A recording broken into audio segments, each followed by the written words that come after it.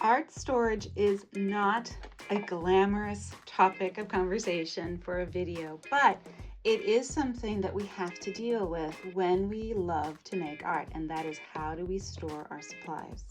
Some of my solution ideas utilize old things. This is a creative memories box. I can't even remember what was supposed to go in here, but right now I had 2 of them left over from my scrapbooking days, and one holds white charcoal and one holds regular graphite and charcoal, and it's perfect because they're nice and clean.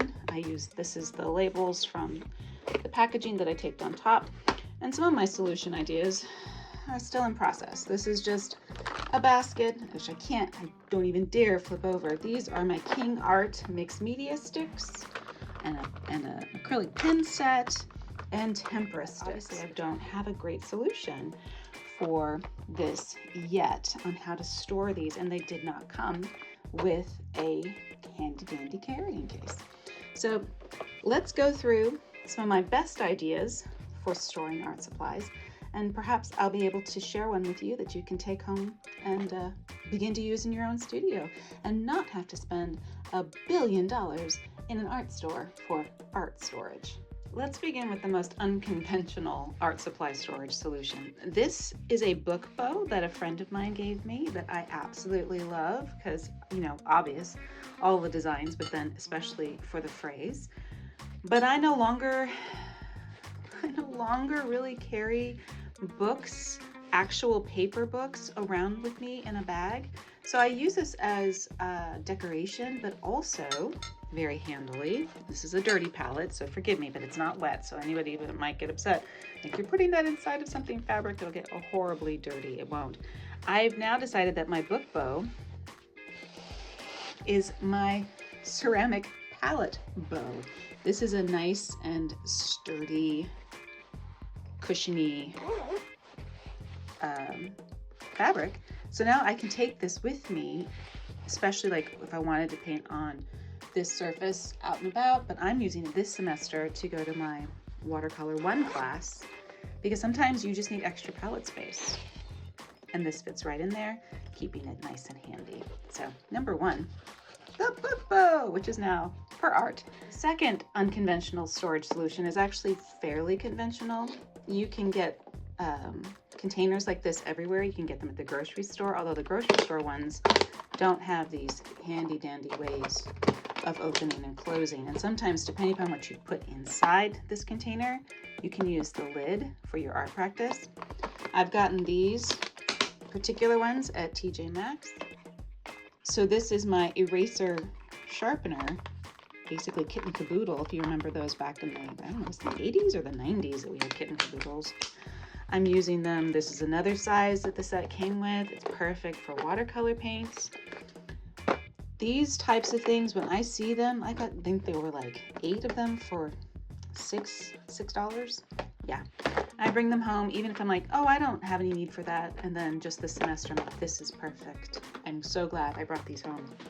Another thing that I use that's a little bit unconventional are small jelly jars for different kinds of art supplies. Like in this case, this is salt for painting.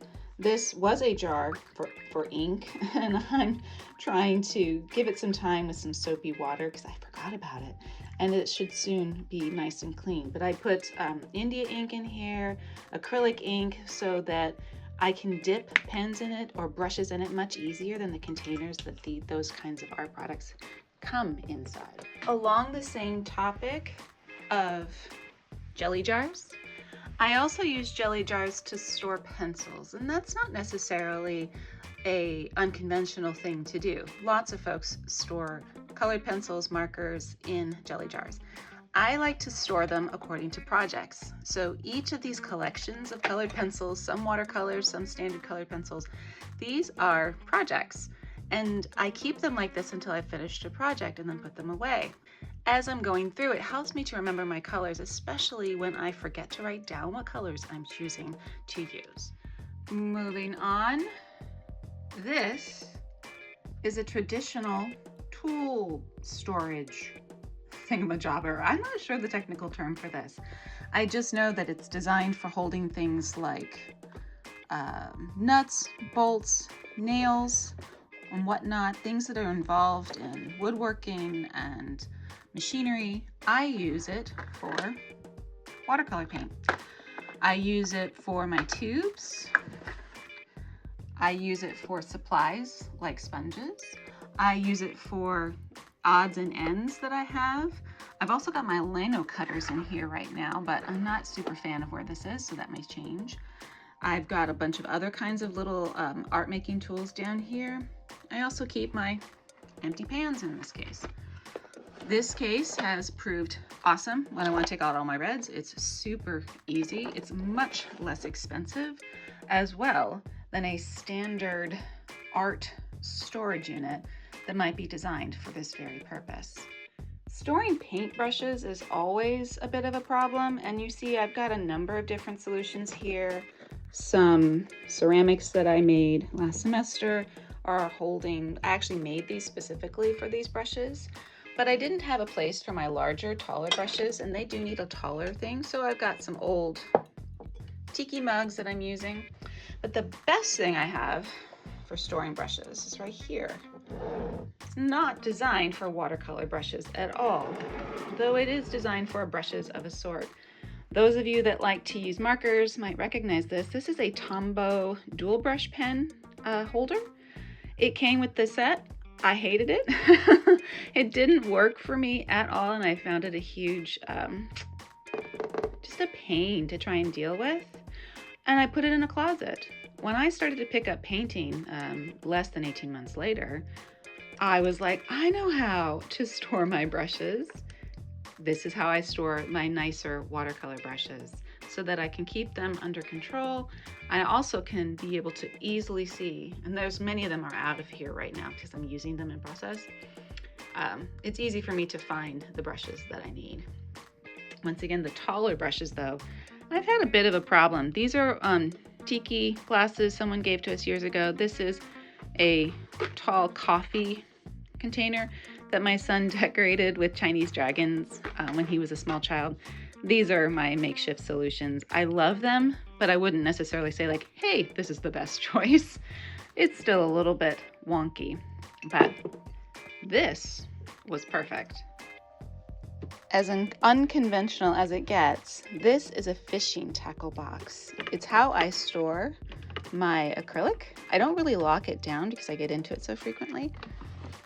If I had more acrylic than this, I would have a problem storing it, but this is just the right amount. I'm able to organize it according to maker or brand, I should say, and then these are organized according to color. They're easy for me to pull out.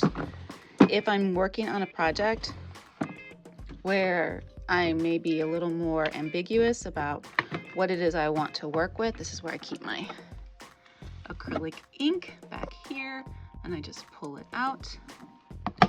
Here is where I keep all of my, these are my soft body paints as well as my mediums.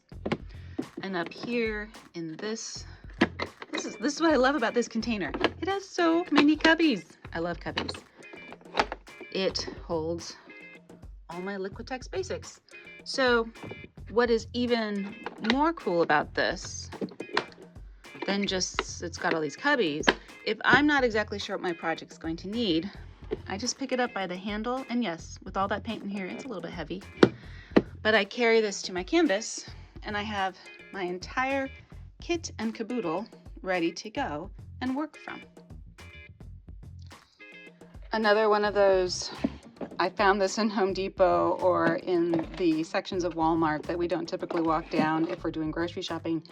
This is a bait box. It's another fishing tackle box. I use it for all kinds of things. Usually for a class, it fits a variety of small things as well as supplies for drawing. When it's not in action for school, it's a drawing box, and I can fill it with colored pencils, watercolor pencils, erasers, sharpeners, and it's ready to go. A drawing box bought at an art store would not have been, I think this was like less than $10. Absolutely worth it. My studio is full of all kinds of office organizers. Organizers that have drawers, Like this has got a bunch of drawing supplies, different sizes, definitely not designed for art. This is a nice one that pulls out in these kinds of filing systems. I keep works in progress. I keep things like these watercolors that I'm not quite finished with nice and in the dark here, so they're not getting attacked by any of the moisture or cats and whatnot.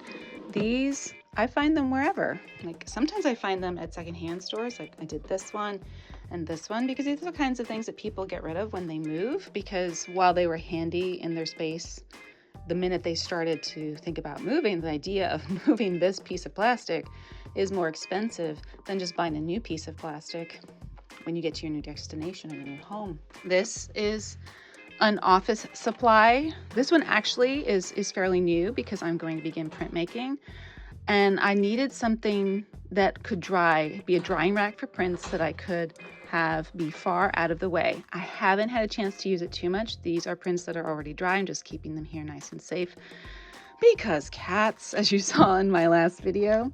But what I intend to do, since I'm going to be a hand printer, this has got 1, 2, 3, 4, 5, 6, 7, 8 racks to dry. That's plenty. I can't see myself doing a print run of more than 8 by hand at a time. And this was a wonderful find for like $17, whereas drying racks for printmaking can be in the, gosh, I saw one for $1,000. Wasn't really looking at that one, but most of them can be a couple $100s, and I'm like, I can't afford that right now. But along the same lines of office supplies, using as art storage, this up here is just a plastic letter organizer. I use it for smaller sketchbooks that are in process, and so when I'm ready to use one, because I always have many going at once, I just pick it up. And then when I'm not using it, I put it right back there, and I don't have to worry about it getting squished. As well, that was a envelope rack or an envelope holder. This, you can't really tell. Oh, there you go. You can see right there. There's the metal, I should say. This holds all of my art pads. It's a magazine rack. This is a file holder right here that's holding canvases, smaller ones that I've prepped. And, well, this is on a shelf, so that doesn't count. But we've got canvases right there that are the right size for that office supply. I have far too many pans of watercolor paint to fit in one travel case. So what I do for all my pans that are not involved in whatever it is I'm working on, and right now I'm in a watercolor class where the instructor is having us work with a really limited palette, so this is all we've been taking to class. I keep my pans in these metal tins. And why I think this is a little bit unconventional, it's because I attach, notice I turn this over and nothing happens. I attach little bits of magnet tape to the bottoms of each of my pans so that no matter where I put them, and this works even in tins that are not magnetic, I check this first with my pocket palette to make sure that if I did this, it did, and that's not a magnetic palette, my pocket palette, it wouldn't bother it in being able to close. So I use things like Altoid tins. This, I don't even remember where this came from. It was just a tin. So like tins for cookies could be used for this purpose, so that when I put them in here, rather than having to use these, I guess these are clip systems. I don't know. I find them really cumbersome. Let me pick out a pan. So rather than having to utilize these, I can just pop it in. And it's not, let me take this out before it falls. If I turned this over, it would all flip out. But because they're all magnetized to this magnet tin, I don't have to worry about any kind of like catastrophe. And lastly, I've talked about this before. Don't be afraid to go to like a Goodwill or any secondhand store and, you know, buy old stuff. This is a antiquated floppy disk container. I use it to store my ridiculous amount of drawing pens. It works perfectly for me. And when I want to take out a selection of drawing pins and travel with them, I use this old eye-case box, that's hard to say, because, let me see if I can do this one-handed. Open it up. It manages to hold most of my drawing pens, and this way when I travel, I can just stick whatever I want and toss it in. These are designed to not get squished because glasses are very delicate. So I get new glasses like all the time. I've been wearing glasses since I was in the 3rd grade. So probably every 1 to 2 years, I'm getting a whole bunch of new glasses. I keep the best cases and they become my drawing pen solution for travel. This, thank you AT&T. If you don't know what a floppy disk is, you have to Google it to figure out what this is and why it's so ridiculous that I still have one. In a perfect world, all of our art supplies would come in handy dandy manufacturer-made carrying cases like these King Art mixed media gel sticks. And I love these containers. Or even much more nice, my Faber-Castell pit art markers that come in this, I mean, it's like almost storage eye candy. It's just so beautiful.